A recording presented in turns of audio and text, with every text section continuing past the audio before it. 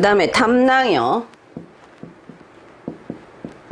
이것도 대표적인 정도화성이죠.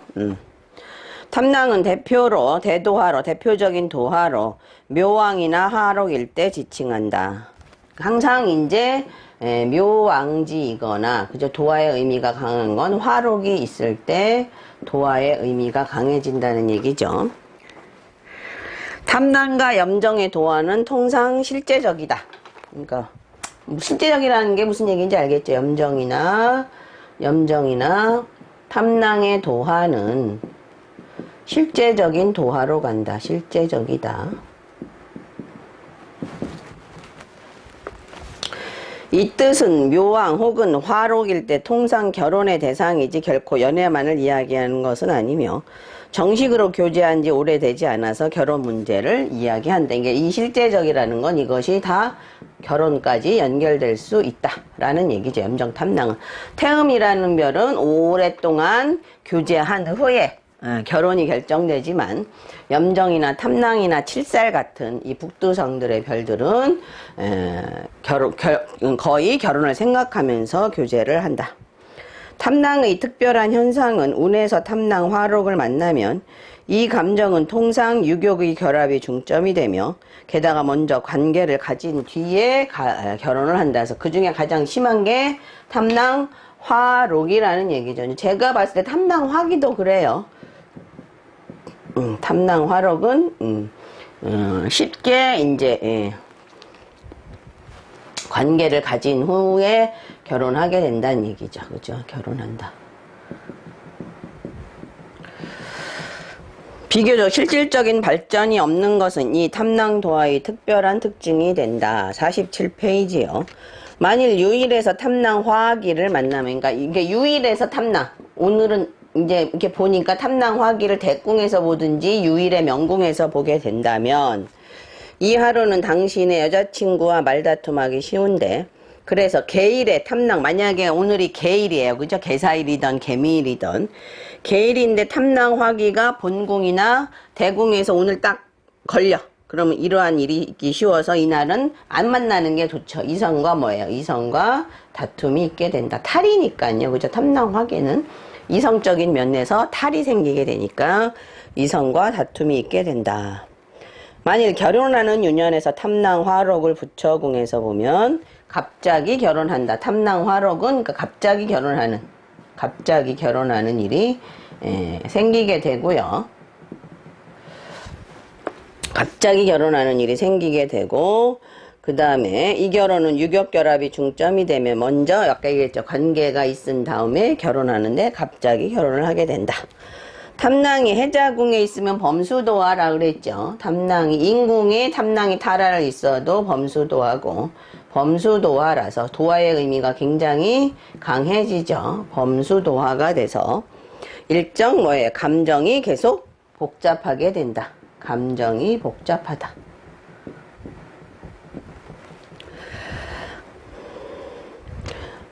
일생 감정이 절대 맑고 깨끗하지 않으며 만일 운안에서 사해궁의 정탐을 지나면 유hin가에 발을 딛기 쉽다. 특히 이제 사해궁의 정탐은 다 뭐예요? 특히 해궁과 연결이 이렇게 되죠. 사해궁의 정탐은 그 둘 다 염정도 함지고 탐낭도 함지라서 완전히 이제 잘못하면 유흥가에 발을 딛기 쉽다. 근데 꼭 이런 건 아니에요. 당신의 생리 혹은 심리적으로 이러한 염두를 가지고 있다. 탐낭 화기가 유일에 있거나 명궁 혹은 격곡이 되면 통상 비교적 탐낭 화기는 조루의 현상이 있다. 근데 의외로요, 이 탐낭 화기가 아니더라도 탐낭의 살성이 많든지 탐낭이 있게 되면 오르가즘을 못 느끼는 사람들이 꽤 있어요. 탐낭이 좀 그런 그 호르몬 작용을 하는 거기 때문에 그런 작용이 있다고 볼 수 있어요. 제가 많이 봤어요. 탐낭명들이 그러니까 뭐 어느 궁에 있든지 간에 한 명은 오궁의 탐낭이 그랬고요. 한 명은 술궁의 탐낭이 여잔데 그러더라고요. 여잔데. 자, 남자는 제가 못 봤고 여자들은 좀 이제 제가 상담하면서 좀 몇 명 봤어요. 자, 그 다음에 태양이요.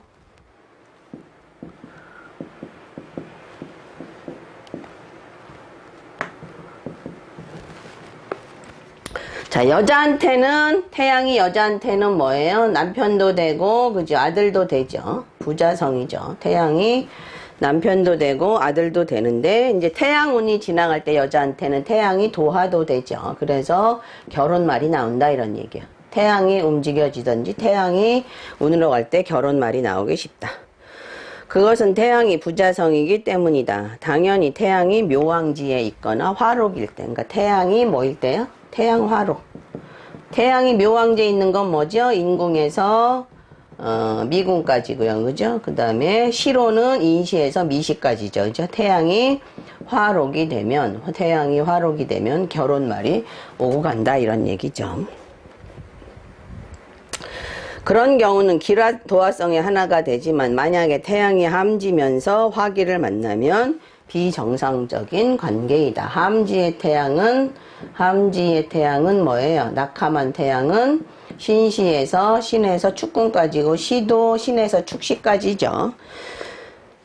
함지의 태양이면서 이제 태양의 화기가 됐어요. 태양이 화기가 되면 대부분 비정상적인 관계가 되고 부부인연 맺기건 힘들어요.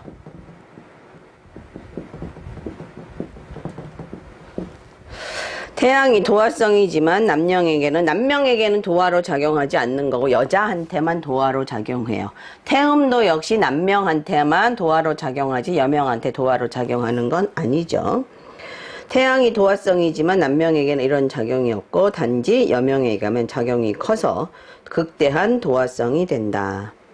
본명에서 좌하지 않고 대운이나 그죠? 운 안에서 태양을 만나도 감정상 극대한 발전이 있다. 통상 여명이 태양이 있으면 이게 탈부권이잖아요. 여명한테 태양은 부자성이도 되고 탈부권, 남편의 권리를 뺏는다. 그래서 자기가 가구주 노릇을 해야 되고 그죠? 남편이 힘을 못 쓰는 그런 경향이 많이 생기잖아요. 그래서 조운하면 불리하다.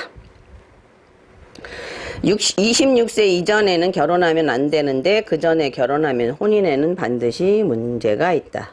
대부분 부권을 빼앗는다. 더구나 태양이 묘진사 오미궁과 묘진사 오시에 태어난 여명은 형극이 심하며 태양은 왕하면 왕할수록 좋지 않아서 태양이 묘진사 오이 여명이 혼인을 2번 하지 않는 경우는 아주 적게 본다. 그 중에서 자 왕지에 있는 태양은 묘시에서 묘궁에서 미궁까지 태양은 거의 이혼한다라고 보는 거죠. 그죠? 2번 결혼하니까 이혼했다 다시 인연을 맺는 일이 있다. 너무 발산의 기질이 많아서 태양은 오히려 함지에 가는 경우가 저 발산의 기질이 덜해서 부부 생활하는 데는 훨씬 더 유리하다라고 볼 수 있겠죠. 더욱 태양이 묘궁에서 양양이 동궁하면 부처궁에 이제 거동이 있는 게 문제죠. 그러니까 묘궁이 양양이 되면 묘궁 양양은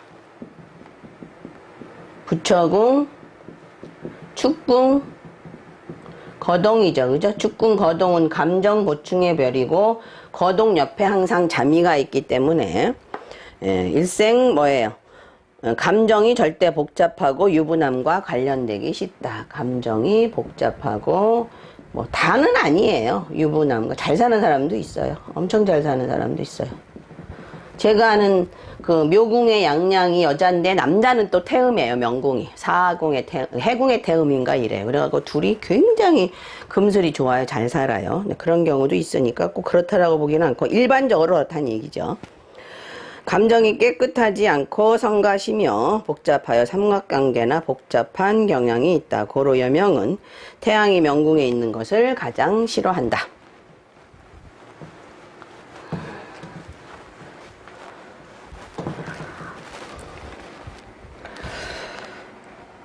책에 여명에게 단정한 것은 태양성으로 일찍 현명한 남편과 결혼해서 의지할 만하다라고 한 것은 여명의 부처궁에서 묘왕지로 있을 때를 말하며 부자성은 여명의 부처궁에 떨어지는 걸 도하고 더욱 묘왕지에서는 그러니까 이 태양이 부처궁에 있으면 좋다는 얘기예요. 태양이 부처궁에 있으면 좋다.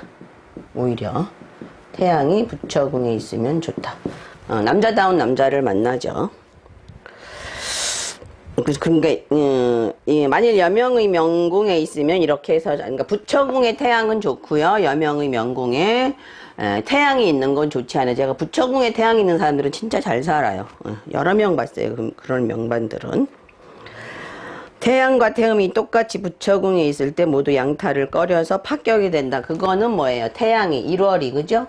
1월이 양타를 만나면 뭐가 돼요? 1, 2, 산재가 되죠. 사람은 흩어지고 돈은 사람은 이별하고 돈은 흩어진다. 산재.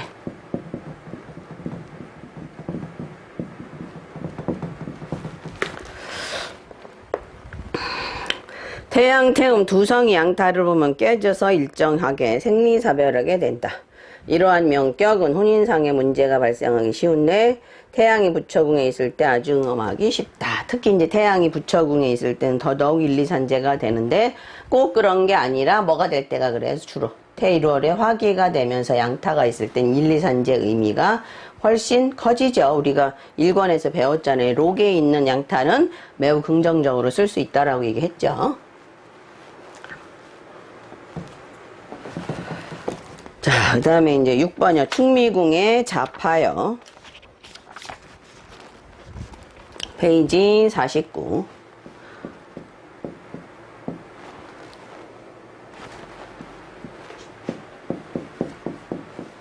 충미궁 자파는 음분대행한다 그러죠. 불충불이한 일이 있기 때문에 음분대행한다 이렇게 얘기를 하죠. 음란하게 크게 일을 저지른다. 음분대행한다고 얘기를 하는데 음란하게 크게 일을 치른다라는 말이 있는데 이러한 명반상 이러한 조합이 되고 운의 3방에서 다시 만나면 이 도화성은 두 사람 감정에 아주 빠른 진전이 있고 그러니까 자파 자체가 파군 7, 8항 자체는 다 뭐예요? 감정이든지 행동이든지 감정이 매우 빨리 진행이 된다.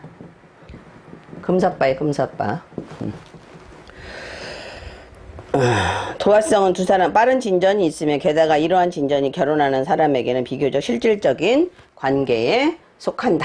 이런 얘기야. 그러니까 충미궁 자파뿐만 아니라 자파가 협대하는 궁선도 그렇게 될 수 있는 소지가 있어요. 자, 그 다음에 그럼 뭐 축미궁에 있는 뭐 천량인가요? 그럴 경우 그렇게 되는 자파에 협의되면 그럴 수 있는 소지가 있죠. 미궁인가? 미궁이 아니라 자파협의. 미궁이네요. 그죠? 충미궁. 네. 그 다음에 7번 칠살과 파군이 천요가 동할 때 칠살과 파군이 천요가 동궁할 때 3방에서는 논하지 않고 칠살 동궁할 때만 논한다. 그러니까 특히 칠살은 금사빠져 금방 애정이 진행이 되잖아요. 그래서 칠살과 천요가 있으면 진전이 아주 빨라요. 감정 진전이 사랑하는 감정의 진전이 빨라요. 빠르다. 아까도 앞에서 설명드렸죠. 감정 진전이 빨라서 실질적인 발전이 있기 쉽다. 그래서 실질적인 관계로 가든지 실질적인 결혼으로 가든지 이런 경향이 상당히 많이 있다는 얘기죠. 처녀는 평상시 아주 아름답고 요염한 표현만 있을 뿐 큰 작용을 발휘하지 않는데 좋은 성이 누를 때는 나타나지 않으나 삼방에서 도화성이 있을 때는 아주 크게 강렬하게 작용한다. 그래서 이 처녀는 글 공부 잘하는 거로도 나오잖아요. 그런데 이런 처녀가 뭐랑 같이 있으면 도화성들과 같이 있으면 이 처녀가 아주 활발한 도화로 변한다는 얘기죠. 그죠? 예. 자, 부처궁에서 록건과요.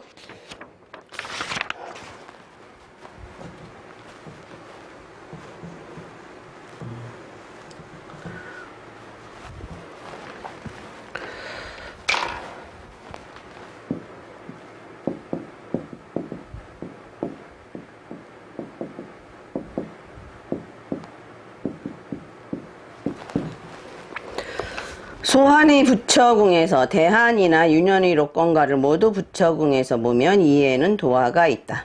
이러한 도화는 통상 모두 새로운 계시가 되고 새롭게 발생한 도화가 있다. 그러니까 운안에서 운안의 부처궁에 록건가가 오게 되면 그죠? 록건가가 오게 되면 새로운 인연이 생긴다는 얘기죠. 이 부처 인연이 생긴다. 부처 인연이 새롭게 된다. 새로워진다. 새롭게 생긴다. 부처 인연이 새롭게 생긴다는 의미가 있어요. 만일 세 개가 완전히 만나지 않으면 도화성 화록이 있어야 된다. 도화성과 그죠? 도화성과 화록이 있으면 또 그렇게 된다. 도화성과 화록이 있으면 도화성, 홍란, 천이, 천요, 함지 뭐 이런 것들이죠. 욕지. 화록은 풍부한 의미가 있기 때문에 여러 부처 인연을 만난다 뭐 이런 의미도 있어요. 명반의 부처공에 화록이 있을 때 이 사람의 일생의 감정은 비교적 풍부하며 도화가 많으며 비교적 이성연분이 많다. 이 록이라는 건 선천이건 유년에서 대한유년에서 오거든 이성 인연이 많다는 의미가 돼요. 여러 이성과 만난다 이런 뜻이 돼요. 만일 도화성의 화록, 예를 들어 탐낭 화록, 염정 화록이면 이때는 이 사람의 감정이 더욱 복잡해지죠. 이제 그 중에 가장 대표적인 도화성이 탐낭이니까 탐낭의 화록이 되고 염정의 화록이 되면서 도화성과 같이 있으면 여러 이성 인연을 만날 수 있고 그 다음에 아주 감정이 복잡해지죠. 감정이 복잡해진다. 게다가 감정상 비교적 실질적인 발전을 중시하며 심지어는 풍류를 즐기는데 이것은 부처공이 일개인의 감정의 감수 상태와 처리 방식을 대표하므로 자 감정의 부처공이라는 게 뭐라고요? 감정의 감수 상태 그 다음에 어떻게 처리하느냐를 대표하므로 만일 일개인의 부채공에 도화성이 있고 또 화록이 있게 되면 이 사람의 감정은 절대적으로 복잡하게 된다. 그죠? 그러니까 사화가 있는 게 사화라는 건 그 별을 뭔가 변화시키는 의미가 있기 때문에 감정이 매우 복잡하게 변하는 의미가 상당히 많다고 보시면 돼요.